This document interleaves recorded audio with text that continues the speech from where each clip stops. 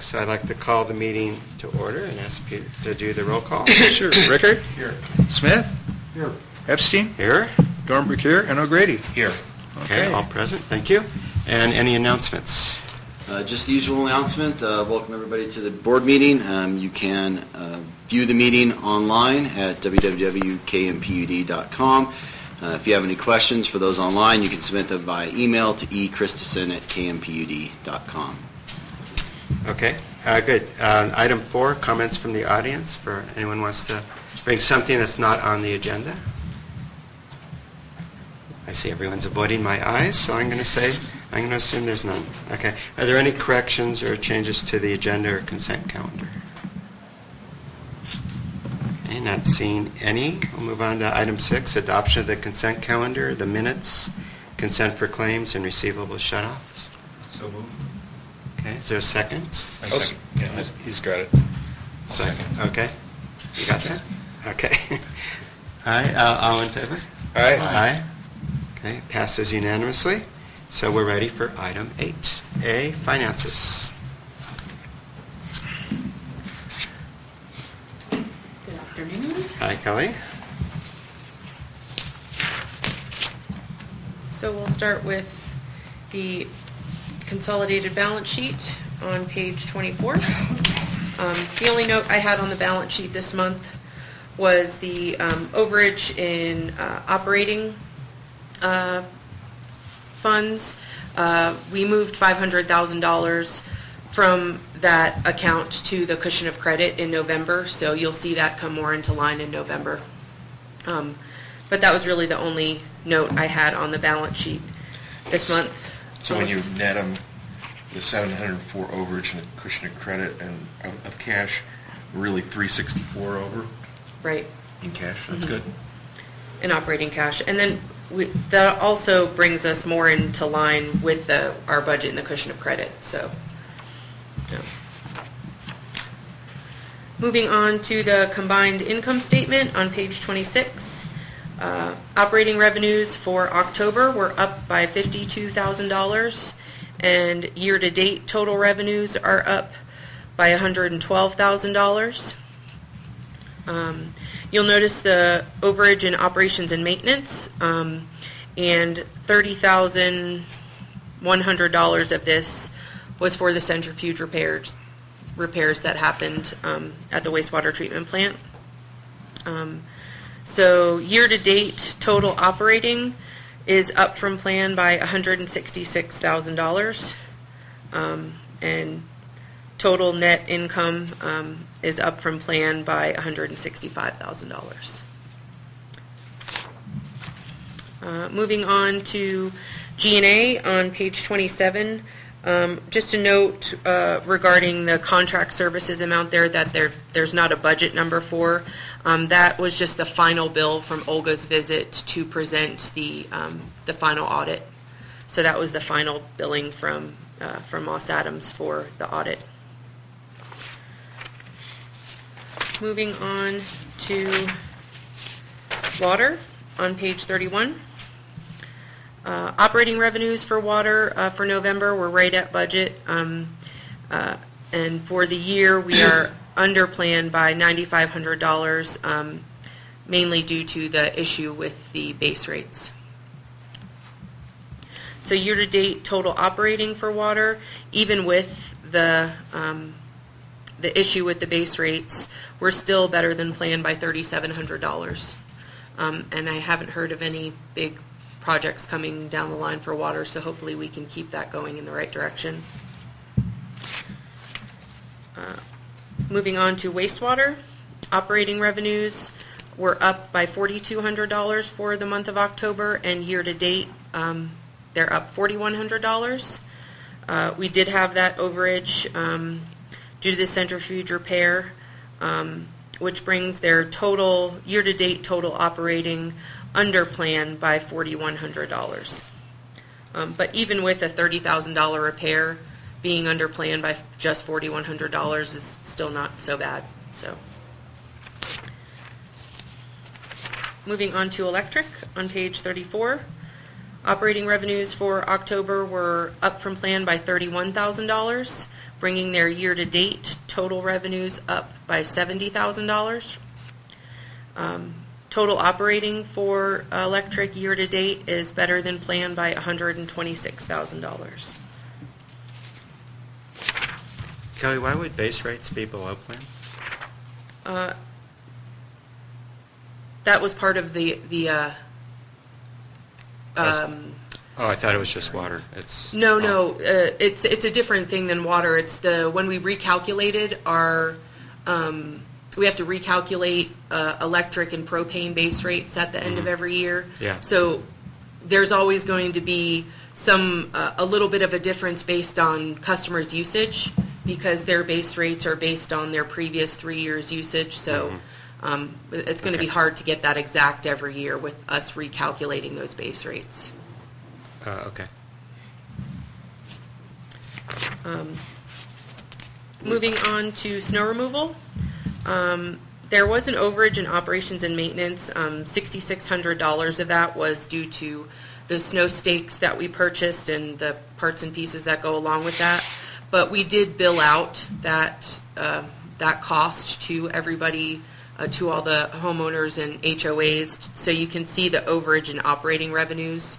Basically, takes away that overage in from the $6,600 in snow stakes. So the driveway contracts don't include the stakes?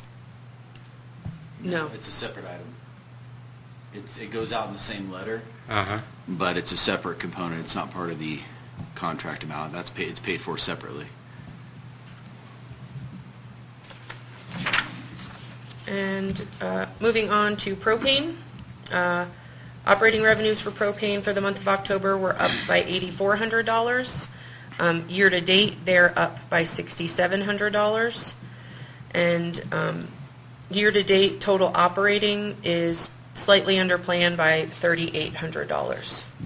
But I don't foresee that staying that way. Propane will more than likely make that up. No problem. And that is all I have on income statement. Are there any questions? Okay. October EBITDA, we were, for October actuals, better than planned by $20,845. And year-to-date, we're better than planned by $144,000. So that's a good start. Good performance and good planning. We're trying. We'll move on to November preliminaries. November preliminary operating revenues, our actuals, came in under plan by $11,000. Obviously, $6,000 of that is due to the base rate issue. So really just slightly under plan for electric, or slightly under plan altogether, but you'll see in the, when I do the comparison, that we were just slightly under plan in electric. But year-to-date, total revenues are still up from plan by $101,000. And then I also wanted to make a note, we have received 2 checks from FEMA, Cal OES, totaling $200,812. They have been posted. I did get with Moss Adams and made sure that we were posting it correctly. But that will show up in the books in December.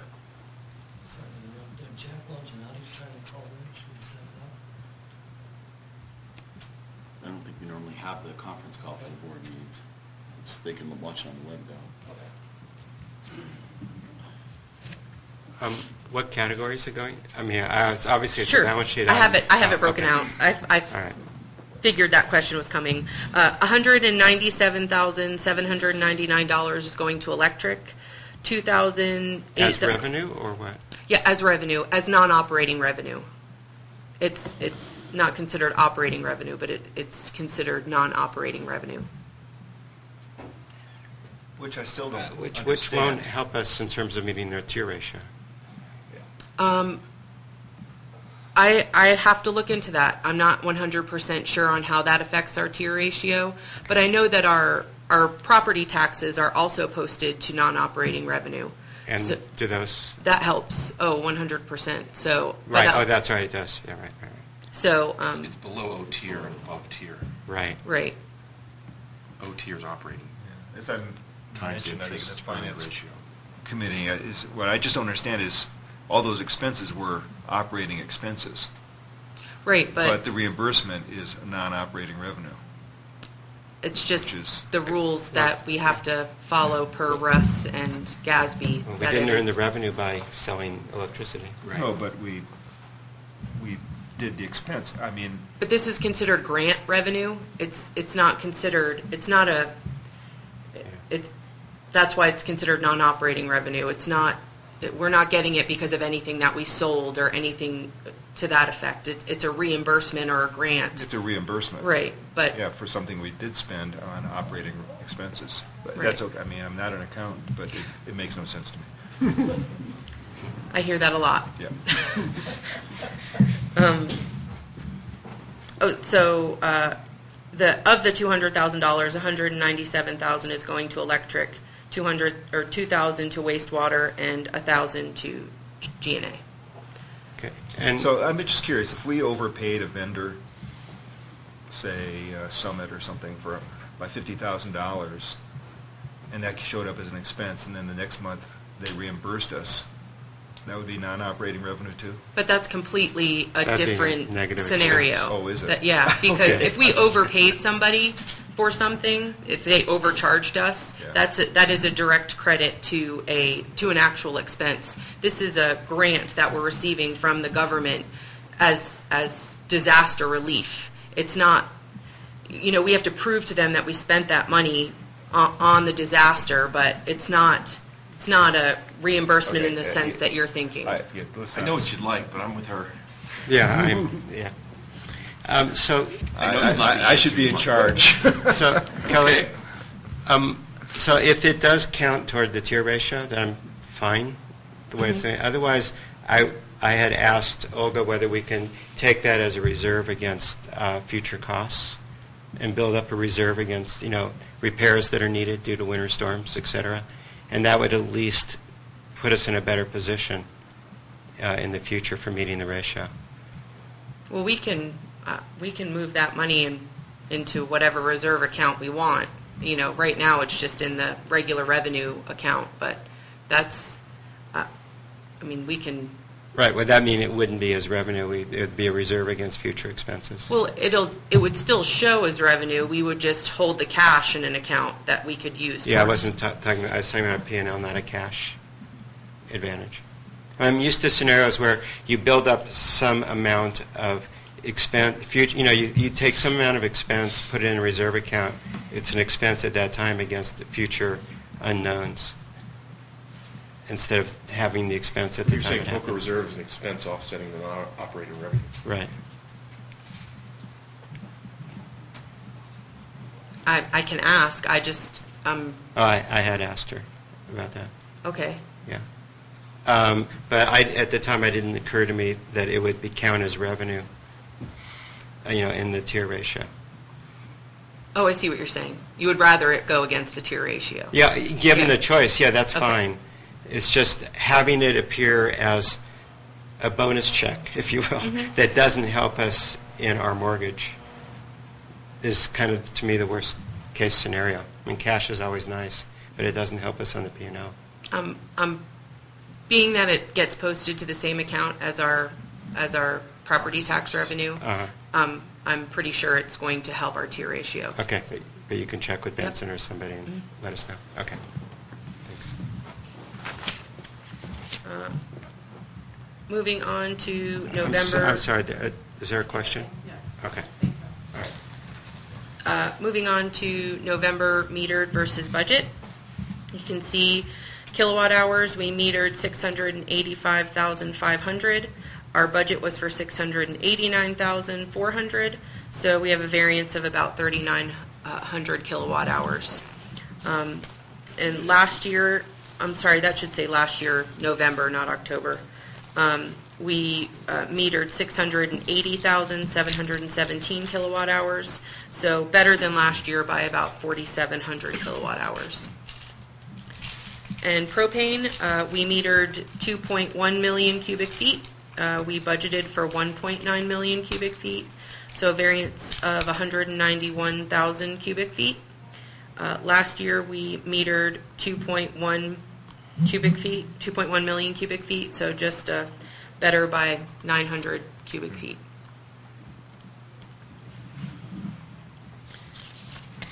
And then our historical metered November, better than last year, obviously, by about 5,000 kilowatt hours. Our best year was 2015, but I have a feeling that that number is a little high because of the corrections that we made to meters, the meters that we were fixing, and we did have to correct some billing at that point in time. So 2015 was probably still our best year, but I feel like that might be a little bit high. Looks high. Looks wonderful. Moving on to cash waterfall. I have made some changes to the cash waterfall. I have done the cash waterfall out through fiscal year ending 2021, and we've moved away from putting money into the cushion of credit after we use what's in there now, and then we're moving towards building up the reserve. And still our low point is still December of 2018. But for November of this year, we had 1.4 in operating cash, 1.39 in the cushion of credit, bringing our total operating to 2.8 million. Our budget was for 2.3, so about $500,000 better than budgeted for in cash. And that's before the government grants. Yep, that's before the government grants. And then December of this year, you're planning to be at 2.5 versus budget. That's our usually our seasonal low. In December of next year, you're saying we'll probably be at 1.6 million. Okay. And just for everybody's clarification, this updated reserve forecast is our total capital reserve. I'd always sort of assumed it was the reserve to build a switch station because it starts with switch station, but it's total, right? Right. It's. And why, out of curiosity, is this 1171 and the balance sheet is 1197?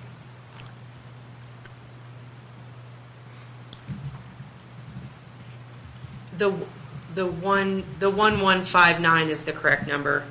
This is the update. I didn't update the updated reserve forecast number. The number that's on the screen for what we have in our reserve. Sorry about that. The 1159 is what we have in the reserve right now. Okay, but the balance sheet for October 31st says 1197. The balance sheet for. Page 24.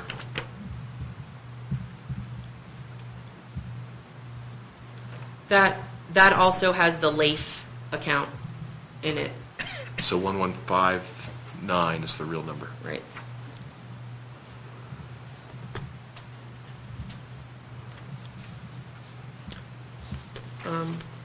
Are there any other questions on cash waterfall? Remind me, the LAIF account is the... It's our old operating cash account. I forget what the acronym stands for, I'm sorry. But it It's was the local, well, anyway. It's Agency. agency account, Something right? Yeah. fund. But it is cash we have. Yeah, there's like $36,000 in there or something like that. So we're keeping it open. Michael said he always wanted to keep it open, so but we've never. We could close it. I mean, we don't use it for anything. It's just that we earn a little bit of interest. We earn about $35 worth of interest a quarter on it, which is something, I Buys suppose. lunch, Yeah. Nancy, you have a question? So there's no restrictions on it? It's just an account that's sitting outside of the regular operating? account? Right, it was just the old, I think it was their old operating cash account, before they went to Union Bank, and then now we're with Bank of the West. I think they opened it because there was a good interest rate on it at the time, if I remember. I think that's right. So does that require board action, or can staff just go ahead and do it? If we wanted to close the account? And combine it? It's totally up to the staff. I guess it's up to us.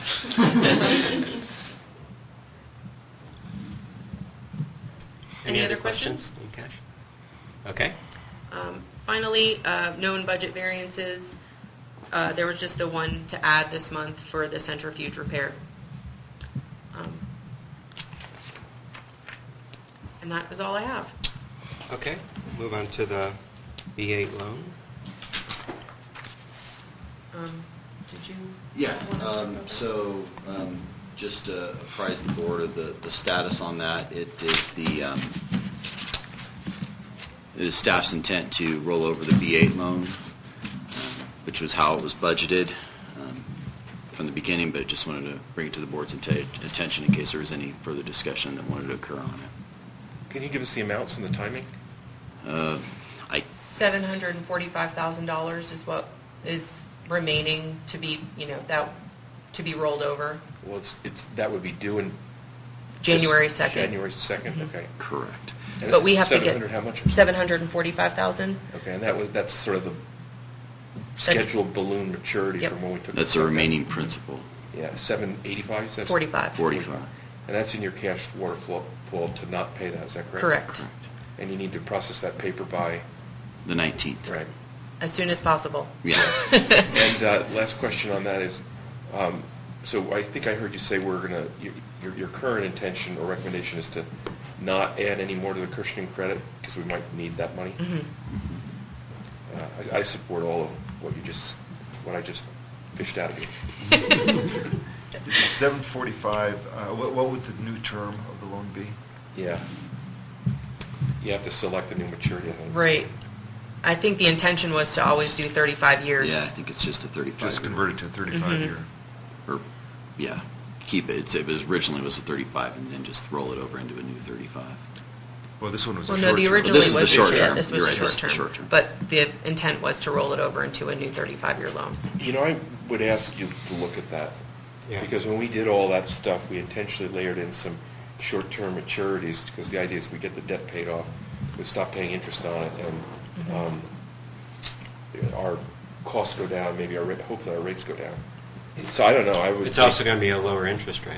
Yeah, If we do a shorter term. If we do a shorter term, our only risk is that there'd be a huge spike in interest rates. And then, I think that was a 3-year loan. Yeah, that was the shortest one. If we did another 3-year loan, it's going to be cheaper than a 35-year.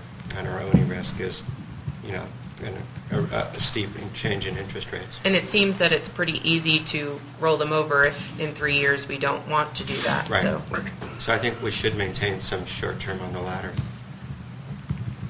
And look, if you guys are okay with it, maybe have you prepare a recommendation that the Finance Committee can approve, or maybe you and me as part of that. Time. I think we can just do it now. We kind of don't have, we can't wait to send that form in. I think just the current treasurer, I don't know if that's going to change or not a little later in the meeting, but the current treasurer could approve it. Okay. Why don't we just look at the federal funds rate and the rest of the website? Okay. I guess the You can let request me is know. that the general manager approves it, but Yeah. consult with the treasurer on the length of the amount and not the desire to roll it over. Sounds good. Because you can always roll it over again if you have to. Mm-hmm. Okay, Okay. anything else on finance? Any other remaining questions? If not, thank you. We'll move on to 8B, Power Disclosure Program. Was that 745? 745. Correct. Good afternoon. Hello. So as a retail electric seller, one of our many required reporting annual reports is the power source disclosure reports. They go to the California Energy Commission. What this report is the amount of the power that we purchase and then sell to our customers and the fuel source associated with that power.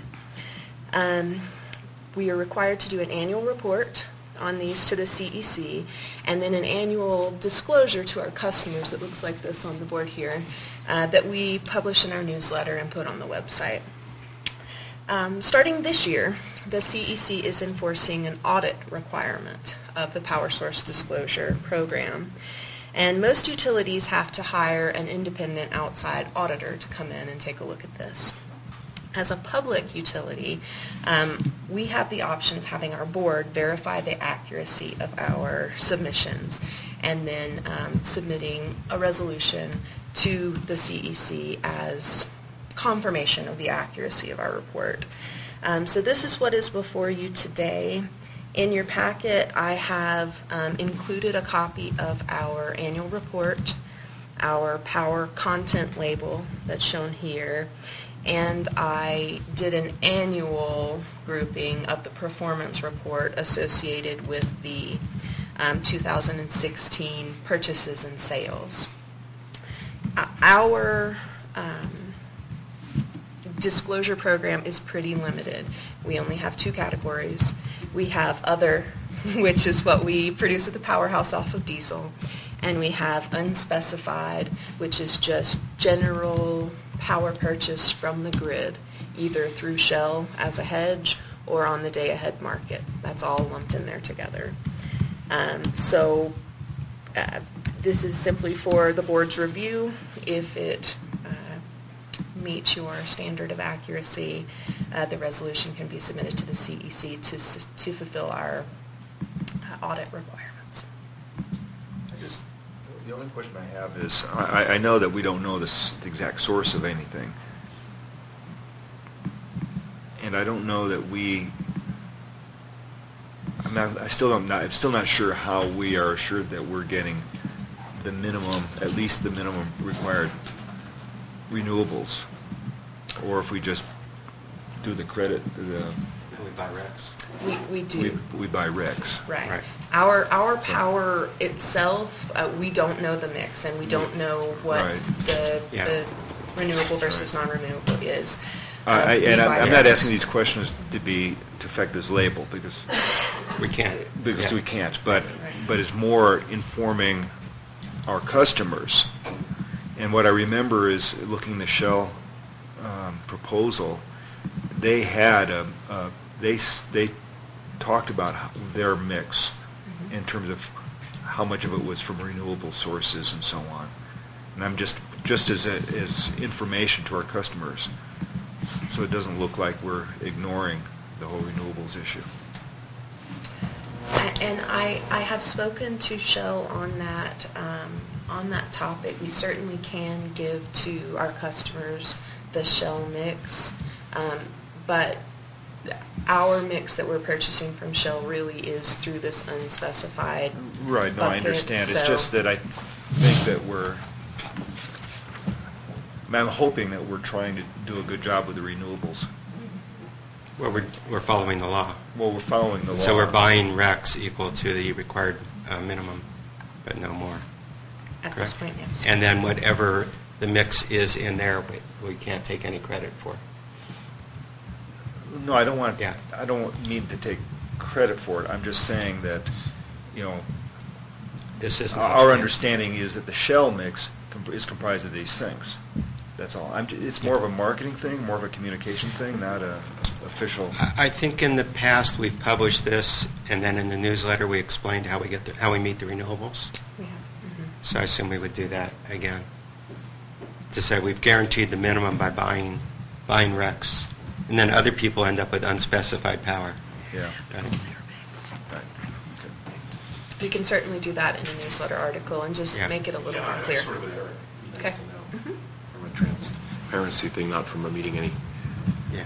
I suppose the only thing we could report is the amount of avoided power from rooftop solar. We could do that as well. I wouldn't, actually. That's the only other source. So I would move that we approve the accuracy of this disclosure. Is there a second? I'll second. Okay. Yeah, they're approving the resolution. Yeah. Right. Okay, so that's moved by me and seconded by Pete. Any further discussion? All in favor? Aye. Aye. Okay, passes unanimously.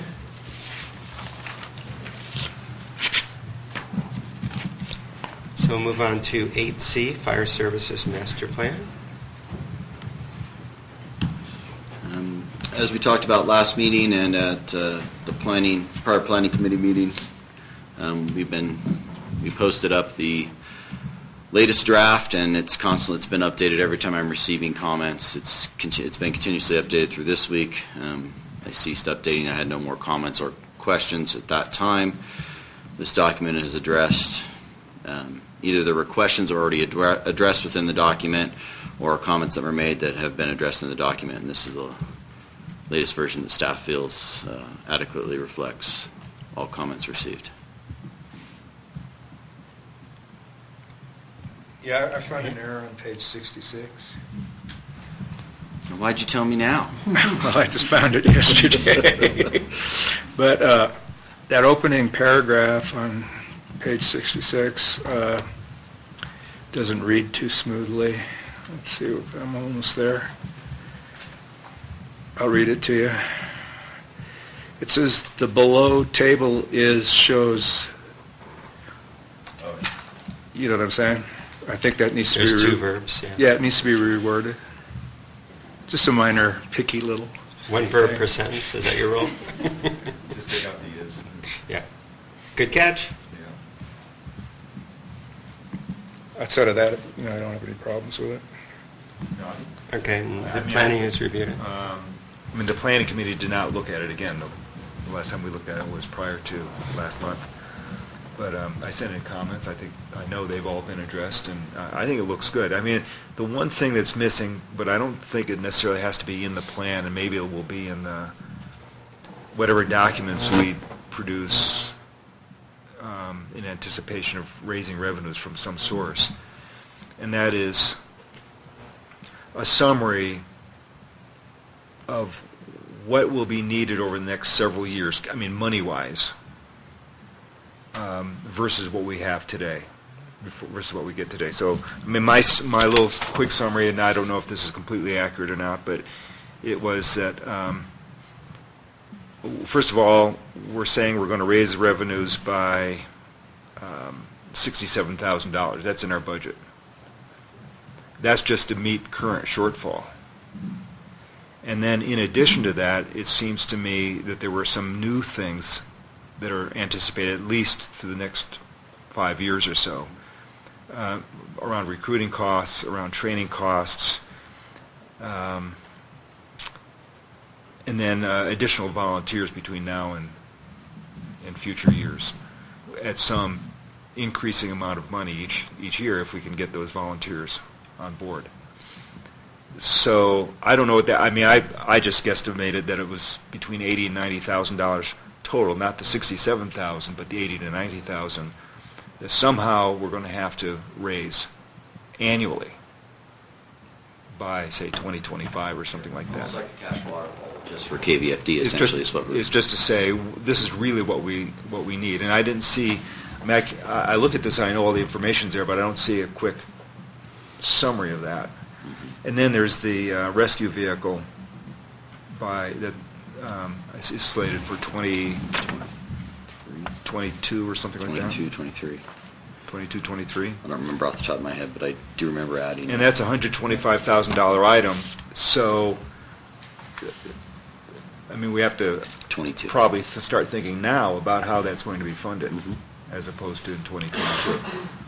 And I agree wholeheartedly, and I think we've talked about this before, but the next step is to look at all the funding options, basically make a decision matrix of how we're going to approach those funding options and select the best, and then in all likelihood, with the one we select, retain a consultant to prepare the analysis.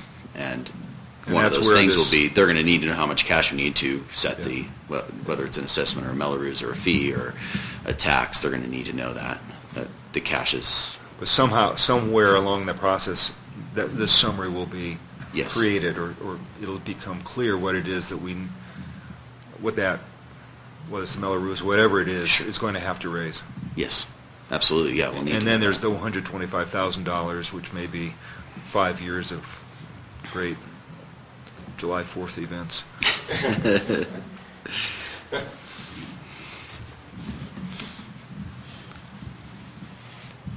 So I'm fine with it not being in here, but I will be looking for that summary in the next round of documents that we have to look at.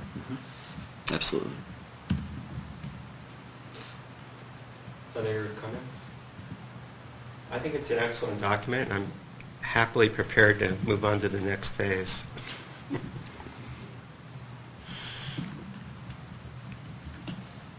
we have to adopt it? I would That's- recommend the that would be the board, suggestion. I would recommend the board adopt the master plan With the correction. with the correction on Is- page 66/10, yes. Yeah. I'd like to move adoption of the fire services master plan with that single correction. I'll second that. Okay. Any further discussion? Not all in favor? Aye. Okay. Congratulations, Rick.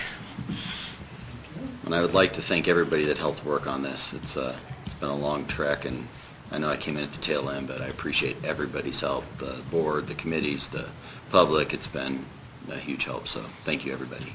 I assume you're satisfied with it? I am satisfied with it, with the correction. We'll correct the website's version of it as well. Good. Okay. My wife has a T-shirt that says, "I'm silently correcting your grammar."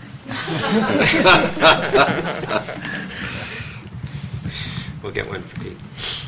Okay. Hi, Brandy. Hi. All right. Performance reporting. For the month of November, in electric, we produced or purchased off the grid 788,000 kilowatt hours. Of those kilowatt hours, our unidentified losses were 71,000 kilowatt hours, or 9%. We do see the uptick from snowmaking and lift operations in this month. Year to date for electric, we're at 12% for our unidentified losses. And so we were at 17% last year. Do you expect the 12% to go back up, or are we going to have a better year, do you think? I am hopeful for a better year. Good. For propane, we have a negative loss this month, which is not unusual in propane. We have a production or a delivery here to our tanks of just over 2 million cubic feet. Unidentified losses are negative 7%. For year to date, we're at negative 3%. I expect to see this continue fluctuating and end up around 1 or 2% for the year. More unusually, we have a negative loss in water. Our production from our wells was 700,000 gallons, and we have a negative loss of 20,000 gallons. And talking to Superintendent Dornbrook, we believe there's two reasons for this. One, as you know, the snowmaking operations on Timber Creek, or at the Timber Creek site, come off of our water system here. There was some testing done before November 1st that was not captured in the October billing. And also, because of the snowmaking at Timber Creek, we are keeping our tank levels higher in this part of the year. So the tank level discrepancy between the end of October and the beginning of November, we believe takes care of this minor negative loss. Year to date for water, we are at 15%, which is about what we expect to see this time of year. And then in wastewater, we had a influent meter at the plant of 1.3 million gallons, a unidentified loss, or INI, of 790,000 gallons, and that's 60%. We believe that this is attributed to the rain events that we had in early November. There were 2 days of heavy rain, 4 to 5 inches total rain, and we believe that heavily impacted our system. Year-to-date for wastewater, we're at a 42% unmetered usage, or I&I. That's pretty. It's a pretty big jump. Yes. If that's accurate, it reiterates the fact that we really need to keep up with our collection system. And the first step we made helped, but I mean, October, we had a lot of rain in October too. Right. It's pretty. I know just walking around the community, you can see all the water that's running, and the watershed is really high. If we hadn't made those corrections, I'd hate to think what the numbers would be. You know, There's got to be a huge hole somewhere for that much yeah. to get in. Where do we think it is? In the collection lines, somewhere would be my guess.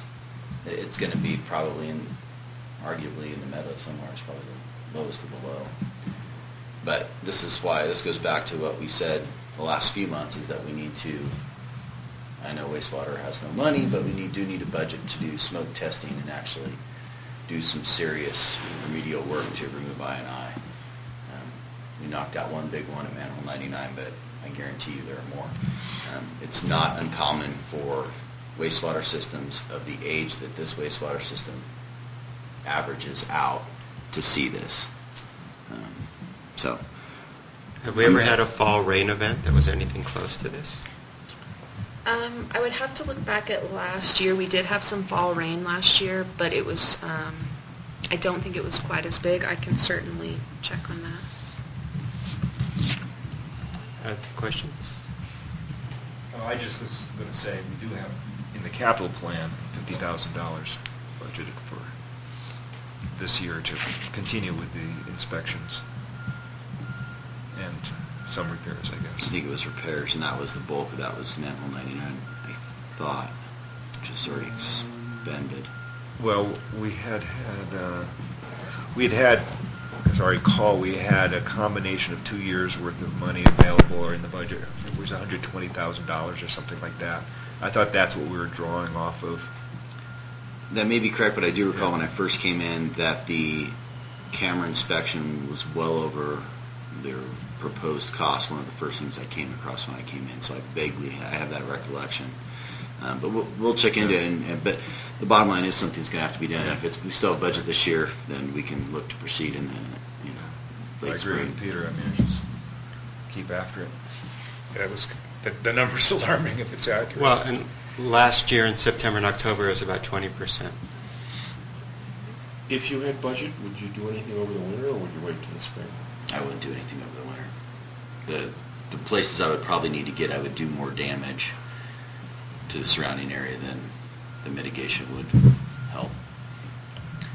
Well, then I guess I'd suggest you come up with a plan, or a recommendation, because I would say, hey, if you were in a position to do something over the winter and we just got a FEMA grant, maybe we should, and we're $360,000 ahead, unless we continue to see weeks of weather like this. I'd rather get on it earlier. You had a question? Yeah. My question has to do with propane. So when does Kiva provide any kind of verification that what they're actually supplying is real? In other words, are their tanks verified? Okay, and they share that with the district? They are. We have bill of lading type things from them. So yes, we have a verification that what they're delivering is what they say they're delivering. The discrepancy is that their scales and tanks are much lower and much warmer normally. So we get into the issue of it comes up, it's less pressure up here, and it's usually colder. So we do struggle sometimes to make sense of those numbers. Mm-hmm. Any other questions on performance requirement? Okay. Good. We'll move on to propane safety. Joe. So, Sorry. Eric, you come from a water and wastewater background. You repeatedly said our system is old, and losses are larger in older systems of this vintage. What do people do with old wastewater systems typically? Do they nurse them along? Do they You replace them? basically have three options. Duct tape, baling wire, and bubble gum. That's option one. That's one option. I thought that was one, too. No. So, and honestly, and that's what's been done. When you're on a shoestring budget, you make do with what you have and you get creative. The other option is you work into a rate structure. You work it into the rate Into the rate structure, you start building up a reserve, a capital reserve specifically for unanticipated catastrophic things as well as planned capital projects. And that's something that definitely needs to be reviewed by this board coming up in all rate structures. And then the last is you go out for grants. Generally, you will not receive a grant unless you receive a notice of violation. Specifically, a spill is what generally will facilitate that. And what they'll do is they will fine you, say, we're going to fine you X dollars, but hey, we have this grant and we'll give you this, and it happens to be the same amount as your fine, and then go do the work. But until you violate, it's hard to get a grant. It's hard to compete. So those are your real three options. I will say that the state revolving fund, two propositions are still funding, 84, and I forget the other one off the top of my head for wastewater, but there are two propositions out there. They just announced their funding, and their grant applications will start opening up to applications January, February. But they always say that, and then they're usually a few months late. But they will have grant applications open, so we will start seeking those as well. But again, I'm not optimistic without a spill that we'll get those. We might get low interest loans, but that would be the best case scenario. If we were a disadvantaged community, it would be another way to go, but we aren't. I guess, one of the reasons I enthusiastically supported you as general manager is your water and wastewater background, recognizing that our system is old. And so, between now and, say, next spring, it'd be great if you have a short version plan for how we get... I do. Yeah. Yeah, and I have been working on it actually Good. already, so yes. That is definitely something, and as I mentioned in one of the committees, and I forget which one it was, but we do intend on starting the budgeting process in January, and it's going to be a bit longer process because I think there's a lot of capital that we need to talk about and projects, and that dovetails into what you said. Any other questions, or move on to propane safety? Okay. In the board's packet, you have a summary of the 2017 propane shed improvements that were found that we needed to have people improve on. The ones highlighted or in gray are the ones still outstanding as of the time of the packet. There were 4 locations. Final notices were sent to these customers letting them know that they have not completed the required repairs. The final deadline was given as December 22nd, and we will continue to monitor their progress, hope to see them completed by the 22nd, and if not, we will proceed with a utility shut-off at those locations. And that's all I have on that.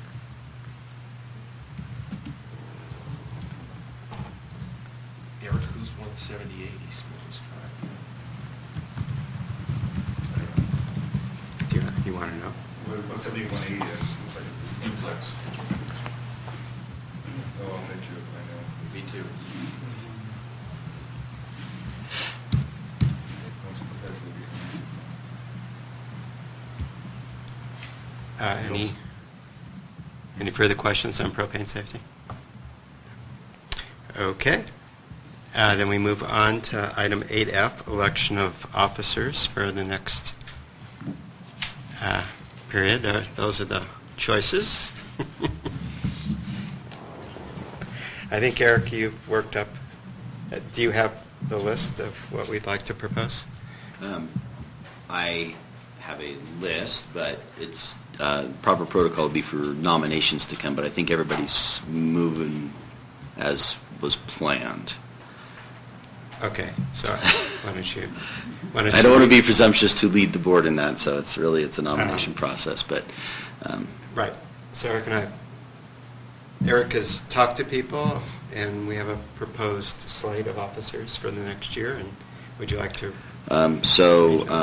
If someone, it's open to anyone at any time, but if someone would like to nominate Jeff Smith for president, that would probably be the first place to start. Right. So moved. Second.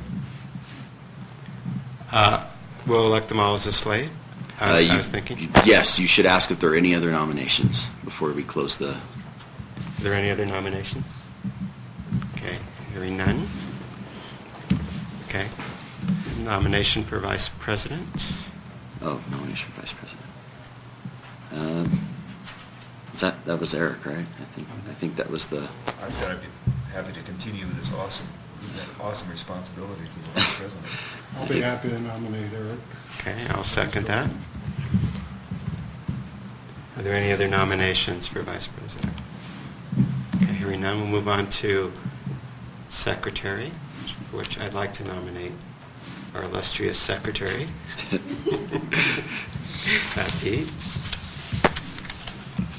Pete Darbrook for secretary. So moved. Okay, there's a second. I'd like to second that one. Okay, any other nominations? All right, then there's treasurer. Can I clear, who nominated Bob? I think Bob nominated, I seconded. Okay. Yeah. I might beat you to the punch. I thirded.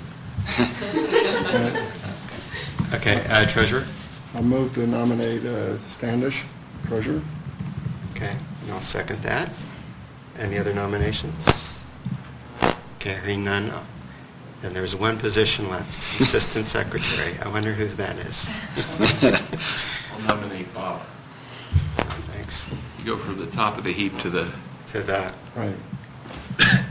It's To the middle. It's the refresh period. In some ways... Although I have to say that I've been both president, vice president, and assistant secretary, and the assistant secretary and the vice president are tied for nothing to do. I have no doubt Bob will find plenty to do. Oh, yeah. Okay, are there any other nominations for assistant secretary? Okay, if not, I close the nominations, and we'll see if we're Somebody ready. could move to white paper for all uncontested offices. Cast a white ballot for all uncontested. Someone should make that motion. What motion? Make a motion to cast a white ballot for all uncontested offices. What's that mean? Do you have to know what that means? It's a Robert's Rules of Order turn of phrase. I don't know what that means. Just means- That basically means that you vote on all 5 positions at once. It's called white ballot? Yeah. You can say however you want, but that's just the Robert's Rules. I don't know if you guys use Robert's Rules or something else. We probably should. We're using Bob's. Yeah.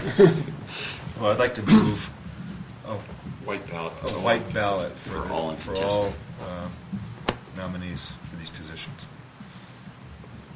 Okay, I'll second that motion. So we should vote first Now on you- that. now you vote. All right, so we'll vote on the white ballot, or? Yes. Yes. All right. All in favor of a white ballot? Aye. Aye. Okay, so now, all in favor of electing the officers as proposed? Oh, no, that is. No? That's That's is it, what that's the white does. ballot, You're so good. we're all You're done. You made the motion. You're golden. Okay, well, with that, I'm going to go to the Assistant Secretary Chair and turn the rest of the meeting over to our new president. Congratulations. Thank you.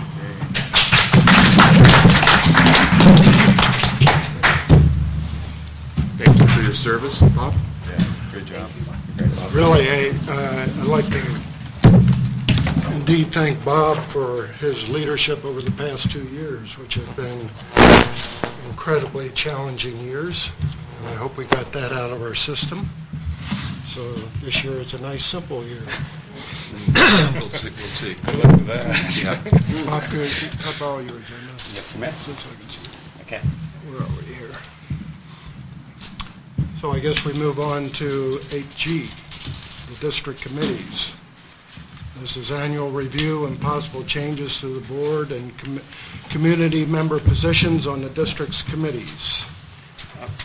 I have a question. I think in prior years, the new board members, the continuing board members have to take an oath. Did we Do we not have to do that this year?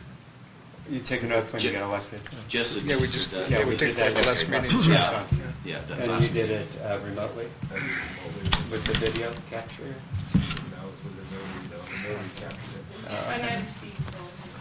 Okay. Sorry for getting that. So It's not I- uncommon for them to happen at the same time. Right. I do have a motion to consider on G for district committees, and that would be for the Finance Committee, Rickert and O'Grady, as they are now. Operations, Dornbrook and O'Grady. Planning, Rickert and Epstein. And then Personnel, Smith and Epstein. And the Economic Development Committee would be Smith and Epstein. And Bob will continue on in the IT Committee. Would you repeat who you had on planning? Planning would be Rickert and Epstein. Okay. The only other change to planning for one of the community members, Doug Perini did step down at the last meeting. Bigsley, I forget his first name. Brian Bigsley. Offered to step in to that role, so that would be at your discretion, or yours and probably Eric's discretion, whether to appoint him to that committee or not. Was Brian the old security guy? No. No, he's big corporation. I only met him once, but before the meeting, or the last meeting, but he was at the first became the economic development. His name is Brian Bigley, but everybody calls him Biggs. Big. So that's why you got the name mixed up. But he basically is in charge of, like the plaza and all, operation, maintenance. And so he'd be a good guy to have on the committee, I think, because he's really hands-on involved.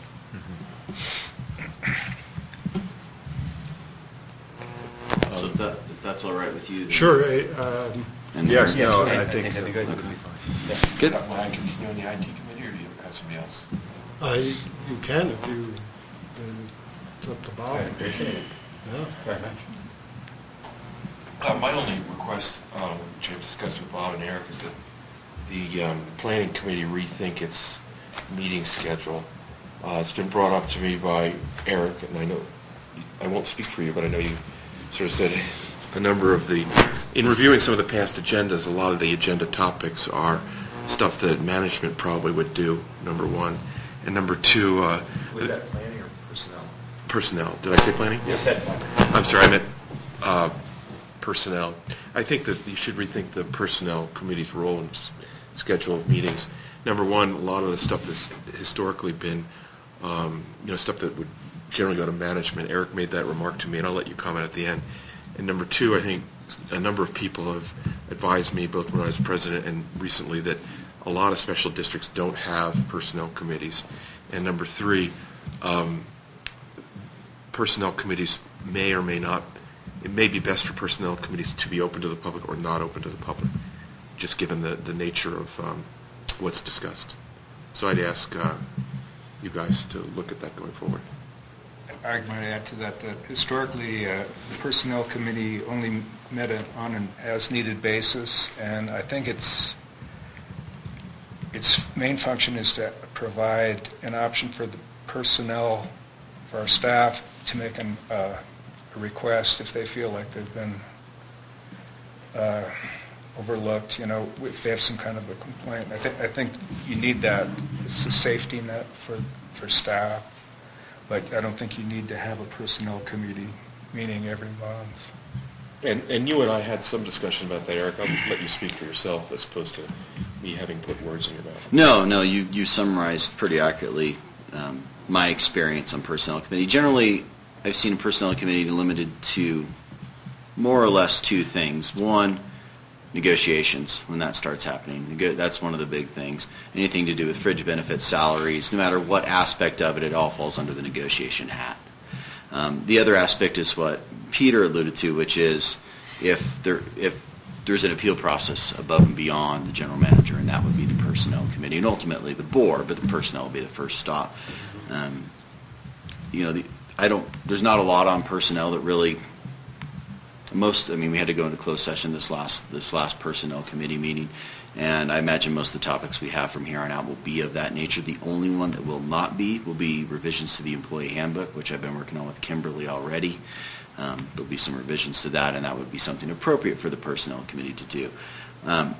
So there's two ways to approach this. One, keep Personnel Committee and limit them to items that really should be before the public, and then appoint an ad hoc negotiating committee or labor committee that would be closed to the public, and that way sensitive items could be discussed and not violate any HIPAA, HR, personnel rules. So there's a couple ways the board could go, but I think some change is merited. We can certainly look at that as we go forward. Okay. Thank you. Any other comments? It's a nice view from here. Nancy? So my question is I think all the committees have commissions. Is there going to be any, I think that's what they're called. I'm not sure. Charters. That's my old. Okay. So I'm just wondering if there'll be any review of those. Would it behoove the district to do that? Actually, we have a review every year. Annually, yeah. Of our objectives. I believe the charter. previous president was lax in enforcing them. Yeah. But I'm sure that will continue. Yeah, well, we're supposed to review them annually. That's part of the charter. But it wasn't happening.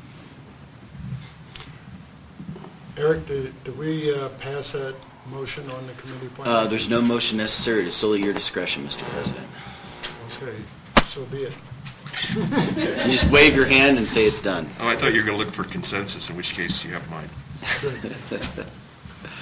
Okay, we'll move on to H. February and March board meeting dates. Discussion of possible change of February board meeting to February 3rd and the March board meeting to March 3rd. As the board knows, during my interview process, they know I'm finishing out my year as Grand President of the Native Sons of the Golden West Fraternal Historical Society, and I had prior commitments on both of the board dates in February and March, so if the board wants me at the board meeting, I would ask that they change both of these respective dates to the 3rd. And I just say it also makes it possible for me to attend both board meetings. So. I will not be able to attend the March. I'll be traveling on March 3rd.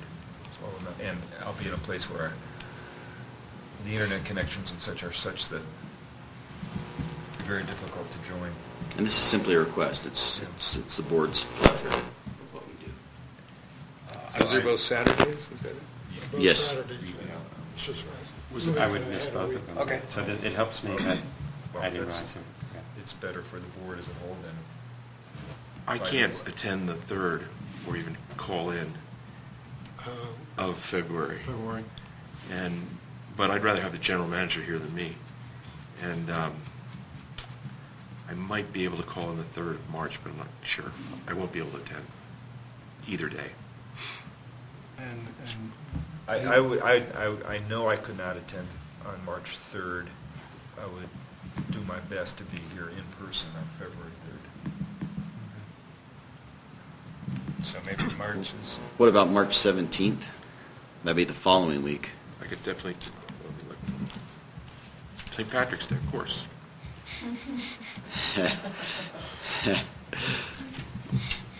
Maybe we could have an employee appreciation lunch after the board meeting. Yeah, and Cornby. So that's definitely March an March option. 17th would be better for me than March 3rd. March 3rd I couldn't attend in any way. March 17th I would attend one way or another. And then I guess the other, well, so maybe let's just take them one at a time. So February, that was, Standish was the only one that could not attend, correct? correct. Fine with me, meaning.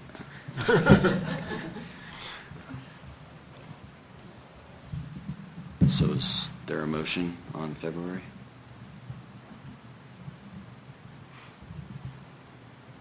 Comfortable with the change? Yeah. I'll move. Second? All in favor? Aye. February Third. Okay. So February 3rd will be that date, and for March, Sounds like the 17th is a better choice all the way around.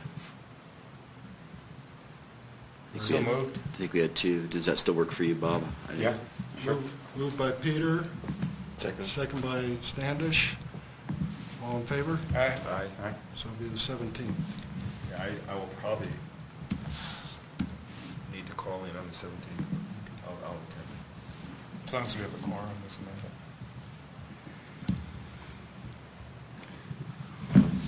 Okay. And can you Very good. please update the district's website? Because that flows into my calendar. Yes. We actually had an IT meeting yesterday about keeping the Google Calendar date, so that's definitely. Okay, so we'll Yes. move on to 8I, government body coverage, review and possible approval of resolution 7-18 regarding workers' compensation coverage. Eric?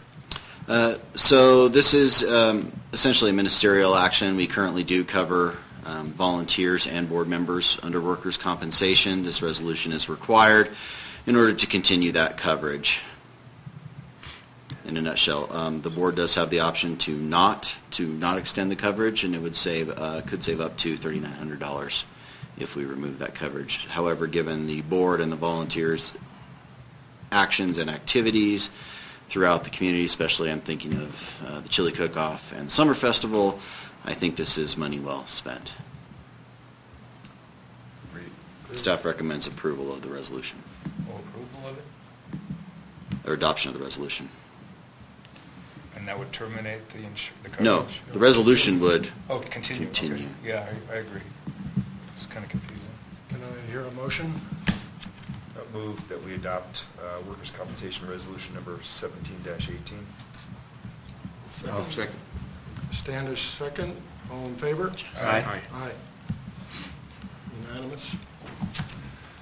Moving on to 8J, the designated labor representative, designation of KMPUD labor representative, the general manager. This is another ministerial one, board. As we need to go into closed session to discuss fringe benefits, one of the requirements to go into closed session under that exemption is that the board designate someone or multiple people as their designated labor representative. Based on our discussion about the personnel committee and possible changes in that, the board may wish to only consider nominating me as labor representative, or they could nominate up to 2 members of the board as well, or just 2 members of the board and not me. But it does have to be designated so we can go into closed session later on today. So you could nominate the personnel committee, right? Those 2 board members? You could. But I think it's most appropriate for the general manager to represent the staff. Yeah, because they all report to him. Yeah, I agree. Yeah, I would move that we appoint Eric to the workers' comp government coverage representative. No, designated. Designated labor representative. Sorry. And I'd like to second that. Okay, first and second. All in favor? Aye. Aye. All opposed? None. Okay, we move on to number 9, which is the general manager's report. Moving too fast, man. Getting ahead of myself. Just a few updates. Caltrans service request at Peddler Hill Maintenance Station is moving forward. Our consultant had a meeting with PG&E and Caltrans. It was well attended by Caltrans. I believe she said there were 8 people from Caltrans, 1 from PG&E, and 1 representing the district. But they're intent on moving forward. And they have provided the deposit, which is going to fund the efforts of Exponential Engineering as well as RCI. One thing that will need to be considered in the near future by the Finance Committee and ultimately the board is how we address fees for people that use our power or use our facilities that are not our customer. And I will be bringing that back to a future Finance Committee meeting and then ultimately to the board once it's been approved by Finance. But that's where that sits. Grant update, many of you have seen it. I think at least 3 board members are up to speed now, but just to bring everyone up to speed, the housing grant that I was looking at unfortunately requires regular public transportation, including including a minimum of 2 stops per hour during peak hour. Unfortunately, Vail doesn't run their transportation in the summer, which precludes us from applying for that grant entirely. So, unfortunately, that grant is not available to us. However, there's a couple others that have popped up that I've started looking down the path, so we'll see how they go. Any questions on that, Bob? You looked... Well, is it cost effective to just have us borrow a shuttle and run it? Is the grant large enough to be worth that? The grant would definitely not be large enough to do that. That was my mental calculation. Yeah, and then there's a minimum time that has to run, and which is not pencil. Although I did that spreadsheet just to check. So yeah. Okay. Great minds think alike. Tesla charging station. They are moving forward. They will be providing a deposit with us for us to start their review of the process of them installing a charging station at the inn.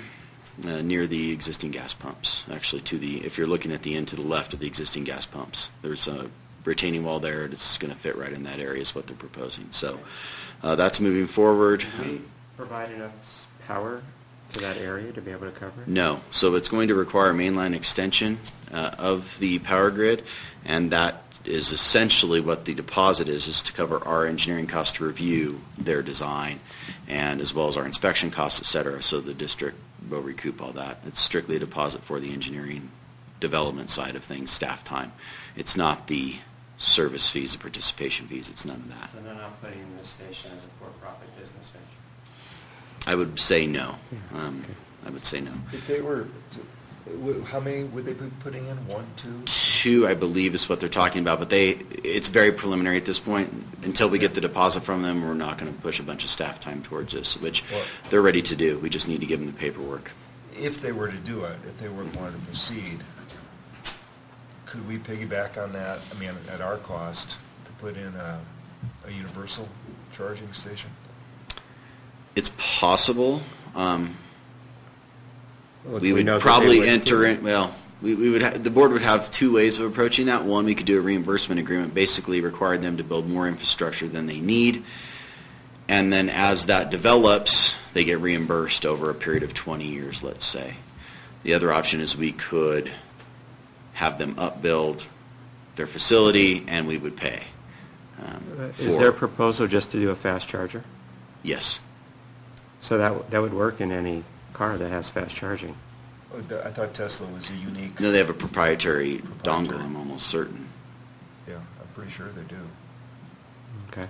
But I'm sure some genius out there will design an adapter for their cars. They go around. Tesla has an adapter, I think, that goes reverse. To universal, but there's universal not. These are all things that we will be investigating as they proceed, but I just wanted to make the board aware of it.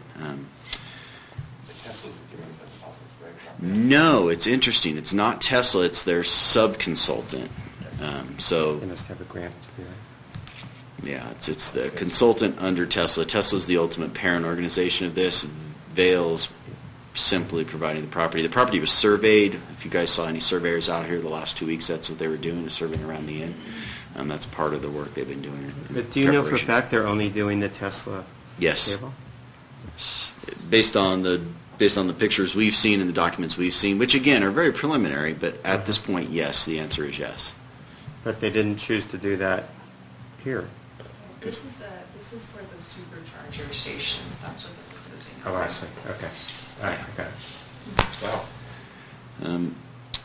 Just to make the board aware, we did receive a notice of violation from the Department of Public Health, and we are working on addressing those issues. Unfortunately, some of the deadlines on those were missed, and we're catching back up on that and getting that out.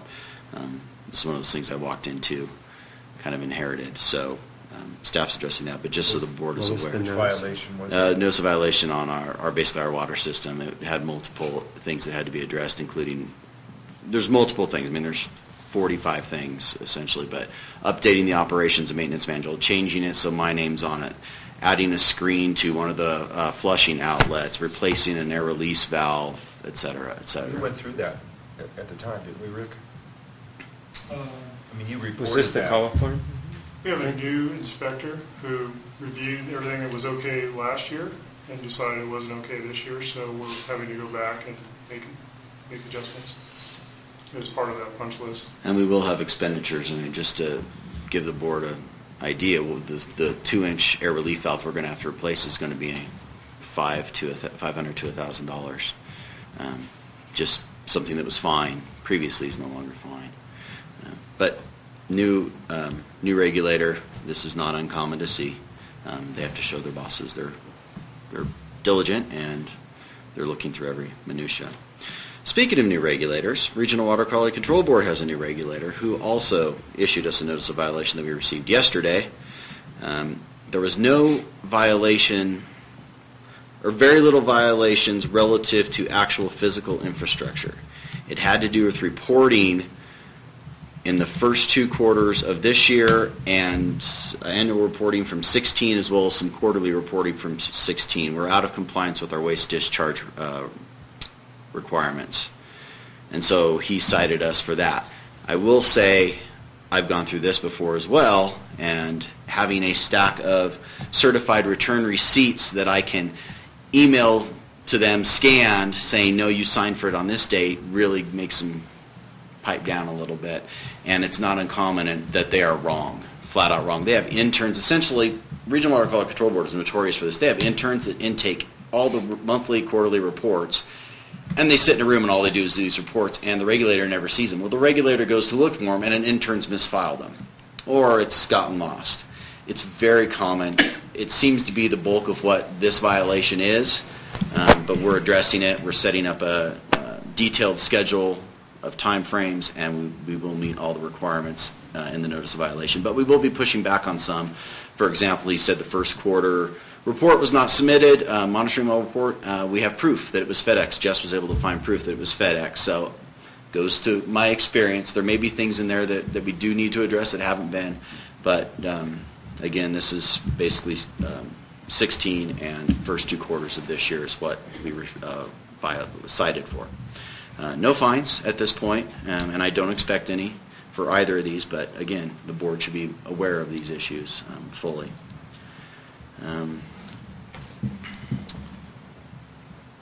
Got a question? That's it. I don't get to answer questions. That's up to the board's discretion.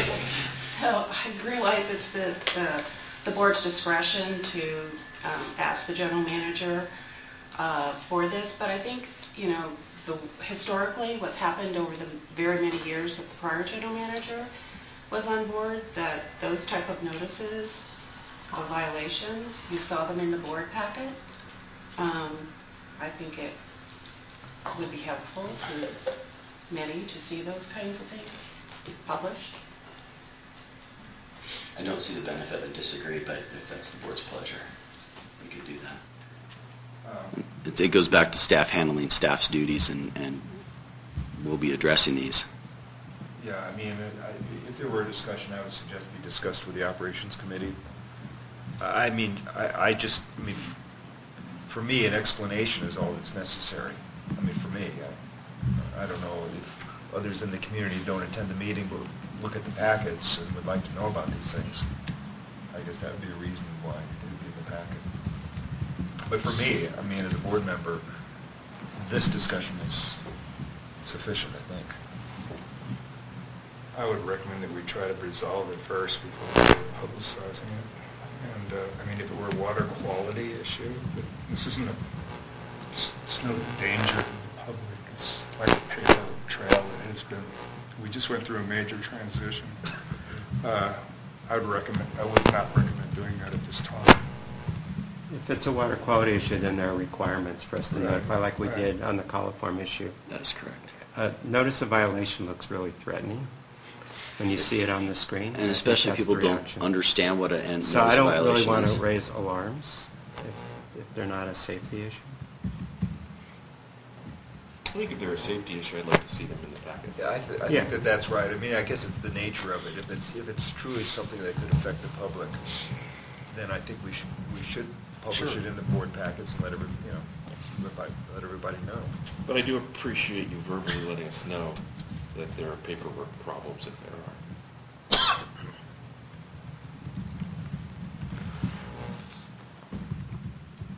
This information is also distributed through the Consumer Confidence Report that we give out annually as well. And then for the Department of Public Health, they also have a link off their website for all the water districts and any NOVs that are resolved, the outcome of those as well. So that information is available to the public if they want to dig down and get it. So. Okay, so we let that with, if it's a safety issue, we see it in the packet. Otherwise, we receive an explanation. I'd say health or safety, yeah. Yeah. Anything else, Eric, on the general manager's report? No, something came in at the last minute, but I'll probably, I'd like to talk to Nancy before the end of the meeting. I don't know, no need to publish it before the board at this time. Very good. We'll move on to number 10, the operations report. Rick?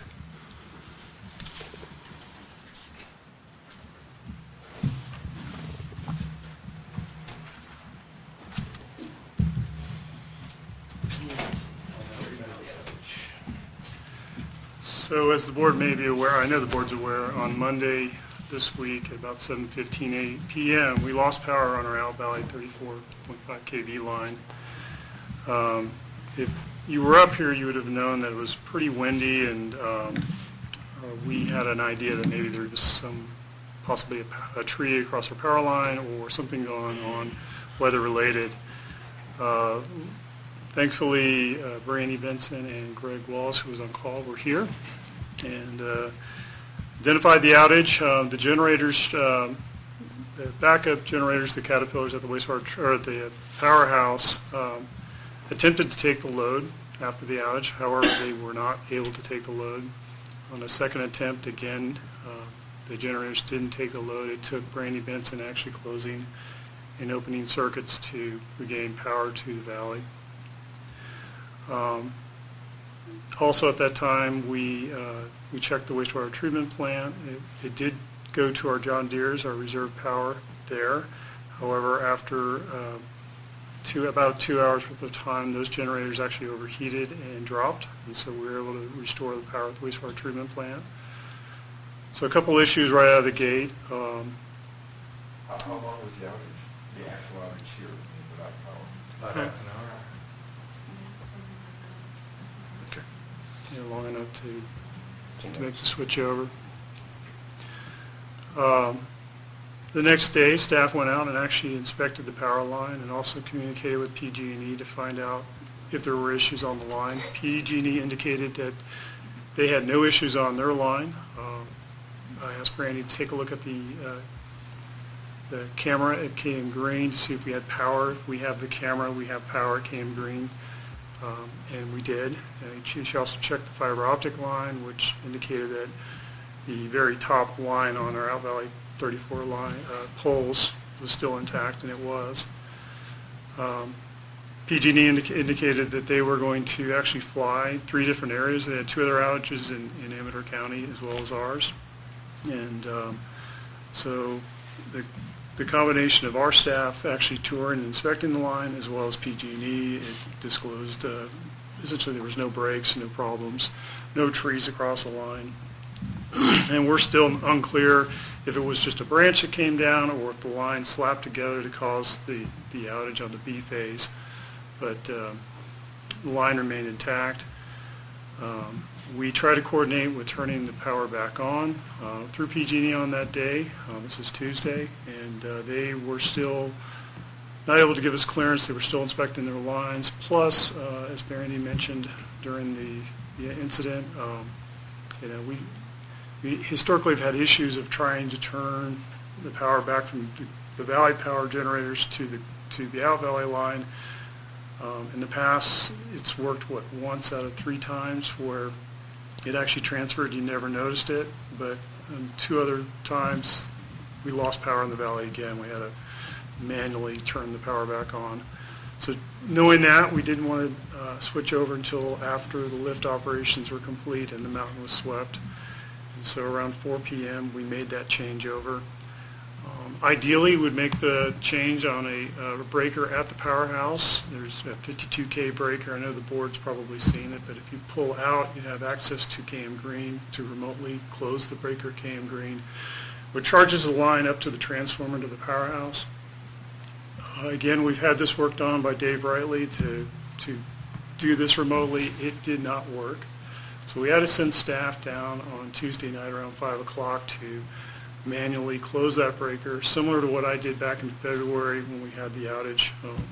And then we restored the power back to powerhouse. And again, we attempted to turn the generators off essentially and bring the power back up on the valley, on the Out Valley line. That didn't work either. So staff's been taking diligent notes of all the issues. Basically, it's probably programming issues with the generators and the Out Valley line, coordinating and syncing those 2 lines together. For the wastewater treatment plant, we're not exactly sure why we had a coolant alarm failure, so we're going to resolve that through the John Deeres and the old Betsy, the old Caterpillar generator at the wastewater treatment plant. But all in all, I was very pleased with staff's response. We had staff, because of snowmaking, actually manning the powerhouse to about, I think your last email to me was around 2:30 in the morning, and then Greg was there at 4 a.m. So again, good staff response, but clearly we had issues, and so staff will be working through those issues, and we'll certainly report back to the board on the outcome. And any questions on the outage? So how long were we on diesel then? Approximately 24 hours? 22 hours, wasn't quite 24. And never found a cause for the outage? No smoking gun, no tree that looked like it bounced off or a limb that had bounced off. All the insulators looked like they're fully intact. The line looked fully intact. Now, PG&E's underbuild that goes into the campground or the cabins at Bear River Reservoir, they did have a tree across their line, but it shouldn't have impacted our 3 phases. So. And were the trees finally removed that we wanted removed? Yes. They were. Along with a couple extras, including one at the powerhouse itself that was threatening. So we that was 3,100, I think, for everything. So not too bad. So Eric, for your benefit, we spent $38 million on the interconnection and a lot more from Mountain Utilities and a lot on sort of this automatic transfer. I don't know, including 2 summers ago, I think, where Dave Wrightley came out specifically to work on this program. Could we get an analysis as you go? It doesn't have to be long, on what you think the problems were and how we're going to correct it. My recollection is that our objective was 2 minutes, between when the Out Valley goes down and when the diesels would power the lifts. I'm not asking to create work. I just think we should have what we set out to get. And, staff did have a meeting, an after-action meeting, a recap of where everything was, and that'll be formalized into a memo, which is exactly what you probably think you're looking for, and we'll make sure and provide a copy of that to the board. Yeah, I'd like to be able to transfer power seamlessly, and be able to do it quickly, in case there are people on the list. And I thought we designed the system and certainly paid a lot of money for all that. And Dave Wrightley will be out here periodically. Do you want? No, I was going to add to that. My main concern was the failed attempts to reactivate the power resulted in brownouts, and that's what really makes me nervous with appliances and stuff. And also, I've noticed that the volcano vision automatically goes through this cycle, and I've noticed that there's some houses that are unoccupied, the TVs are on. Which is not good. My neighbors are paying for television. to run their TV right now, and they're not in the house. Good for our electricity sales.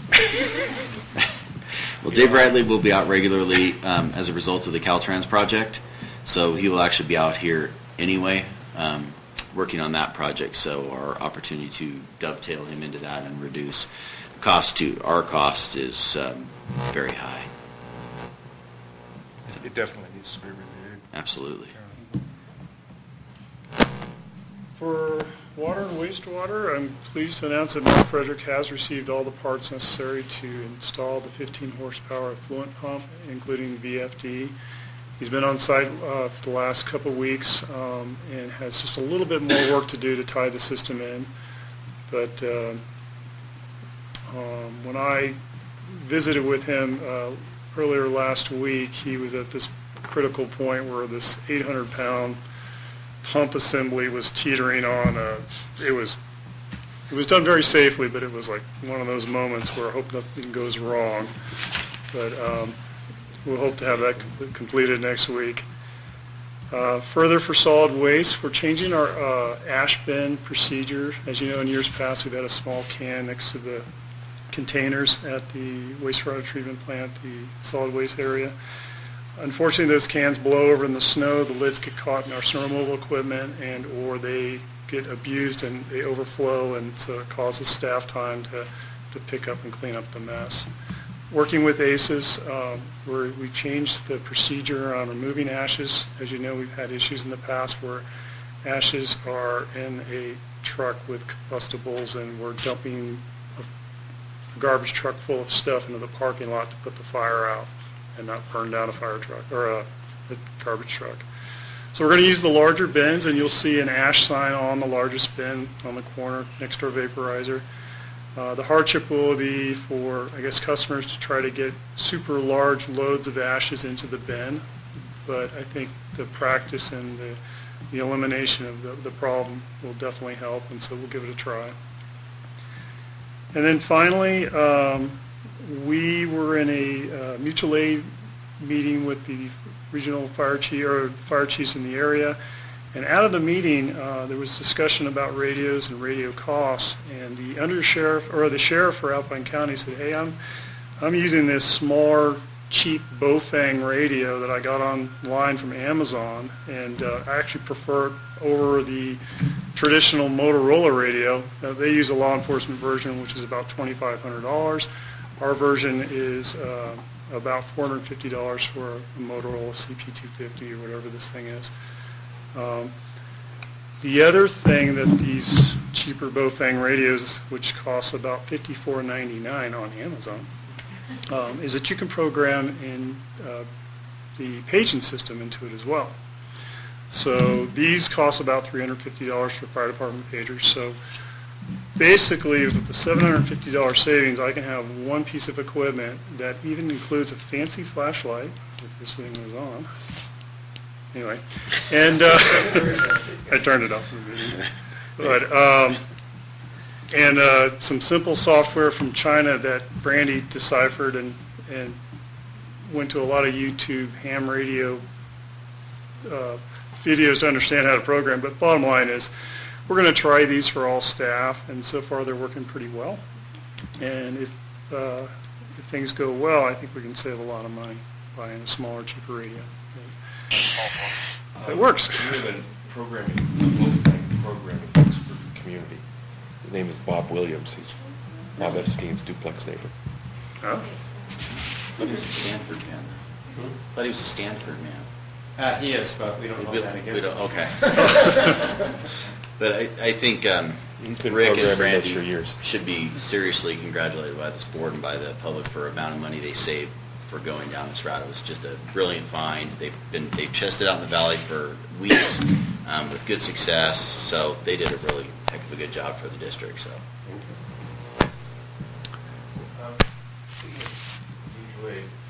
What's the schedule for the mutual aid agreements and so on? We have currently had one round of meetings with both Amador and Alpine County, and they have since sent me copies of mutual aid agreements that they have with adjacent agencies, East Fork, for the Alpine side, Moke Hill, McCallum Hill for the Ember side. Next step will be to have a meeting of the minds to figure out, one, is it prudent to try to have a three-way mutual aid agreement, or separate those mutual aid agreements and define it more consistently, more importantly with cost too, and the needs of the district. Probably talking with Chief Hughes with Alpine County. His schedule is extremely busy because of the holidays in December. So probably January we'll have a draft of that mutual aid agreement for both sides, and then hopefully finalize in February at the latest. And the final question is, with the onset of winter, such as it is, and Vail employees, seasonal employees, is there any uptick in volunteers? There is.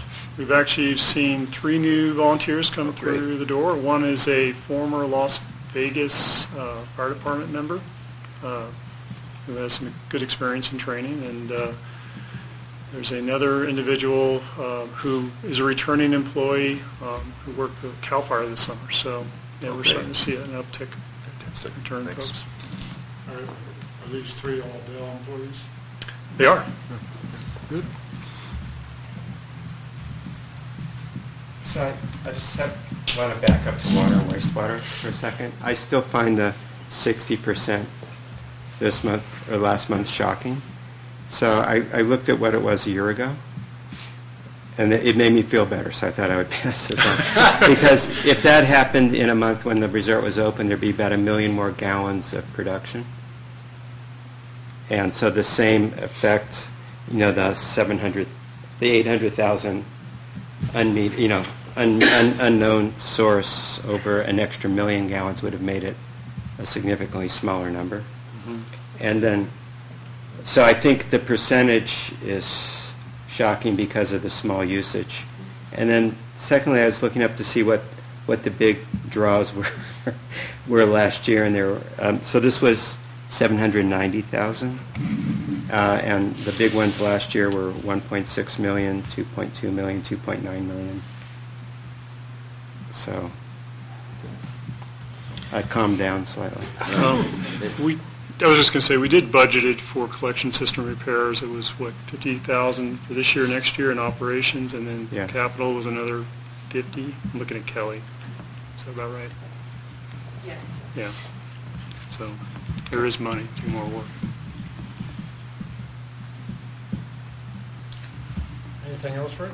No, sir. If you have a question. Oh, I'm sorry, Nancy? Nancy. So I understand why, you went to the bigger dumpster for the ash cans. It's the bigger one, right? Now it's almost like the size of the... It's a 7-yard bin. So I'm not asking for special treatment, but for somebody my size, I already have trouble doing the green ones. So is there a way to build like a step up? If I'm schlepping that can down, I'm not going to clean up after myself because I can't get it in. And I'm saying to myself, if there's one woman out there my size, there's probably somebody else out there who would have trouble schlepping it in the blue bin. Staff did discuss that with Joe and Ted, with Joe Asiago and Ted with ACES, and the thought was that it might create more liability having some type of a staircase, because then you'd have a rail, and then if someone falls off it, so we're holding off for now, but we'll definitely consider what you're saying. And it would have to actually be a ramp for ADA compliance. If we were to install it, stairs would not be allowed. So we have to actually construct a ramp somehow. But there possibly could be a way to put the container on the other side of that ledge and lower the access. So we'll work with some kind of an idea, but I understand what you're saying. Any other questions? The only thing I wanted to mention, I wanted to compliment Eric, the change in the board package, which did not go unnoticed. For each section, there's a one-page explanation of what's being asked and why. And I thought those were nice improvements. the board package. So thank you both for And doing if you that. have any suggested changes to the staff report format, I'm very open to them. It was just one I'm familiar with, and Yeah. so.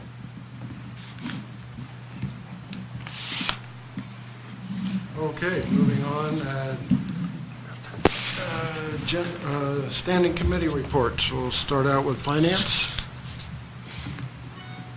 The only things that we discussed there that haven't been discussed here, I think, are, one, we signed the Shell power purchase agreement, as we discussed in previous board and finance committee meetings. And secondly, we had a discussion of depreciation where we have a unwritten depreciation policy that we're going to turn into a written depreciation policy. Is that kind of the substance of it? Yes. Peter, Operations Committee. Yeah, we discussed our preparedness for rain on snow events like we had last year, and we kind of identified the East Lift as a pinch point, and Eric's going to come up with some recommendations over the next couple of months that would probably involve a capital investment to improve that station and make us more able to accept rain when we have to. Joel? Eric? Two other items from planning. We had a discussion about the development of the housing ordinance and the in lieu fee, and essentially we just talked about some criteria that would be attractive to at least the planning committee and to the PUD. I mean, we don't want a housing ordinance that creates a worse situation for the PUD than what than the connection fee that we already have. So we just talked about some criteria. And the other one is the storm drainage. Eric wanted clarification on what we were asking staff to look into as far as a possible service associated with storm drainage. And I think the committee agreed that it's limited to a contract service at the HOA's discretion, and B, limited to removing snow from inlets and accessible outlets. This is not about cleaning culverts or summertime activities, which are the HOA's responsibilities, and they have the capability to do them in the summer, but they don't have the capabilities to keep storm drains, inlets clear with snow in the wintertime. So we don't know if we're going to offer it or not, but that's what we gave the direction to staff to look into the feasibility of doing that. It seems like it would be in the district's interest to help resolve that problem because it costs so much to treat water. And it might require an investment on our part, but in the long run it might pay for itself. Yeah. So I would encourage the community to keep pursuing solutions to the storm drainage issue. Yeah, no, so I It's big in the Yeah. springtime. I mean, you can just see it when you walk around. good. Big in November. Very good. Any other questions? We'll go to general discussion, opportunity for board members to ask questions for clarification, bring up new matters. Just the one thing is this is a finance committee. We now have future topics on all of our agendas, and the one thing I should have brought up, and I'm sure it will be brought up, but it's time to tackle how we're going to fund the fire department revenue. Oh, absolutely. Now that we've adopted the plan. Very good. With that, we'll... Actually, just a Sure. clarification. That Tesla station is a supercharger? That's kind of a big deal, right? Yeah. And where is it going to be located? You described it, but I... Near the abandoned restaurant.